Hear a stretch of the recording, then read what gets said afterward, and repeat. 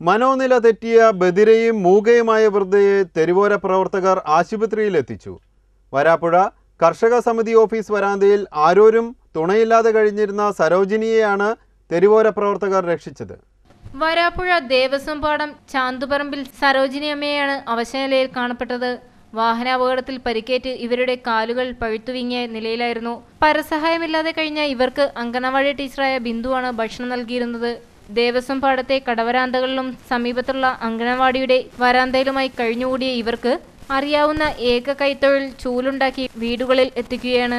വരാപ്പുഴ മഹിളാ association പ്രവർത്തകരായ രജീസ് വർഗീസ്, വാർഡംഗം പ്രിയാഭരതൻ, സ്നേഹ വിനയൻ തുടങ്ങിയവർ വിവരമറിയിച്ചതിനെ തുടർന്നാണ് തെരുവോര പ്രവർത്തക അസോസിയേഷൻ സെക്രട്ടറിയായ മുരുകൻ ഇവരെ ആശുപത്രിയിലെത്തിച്ചത്. രക്ഷാപ്രവർത്തനത്തിനിടെ മാനസിക നില തെറ്റിയ ഇവർ തെരുവോര പ്രവർത്തകരെയും ഉപദ്രവിച്ചു. കൂടാതെ ആശുപത്രിയിലും അക്രമ സ്വഭാവം കാണിച്ചു. CCTV news Ernakulam.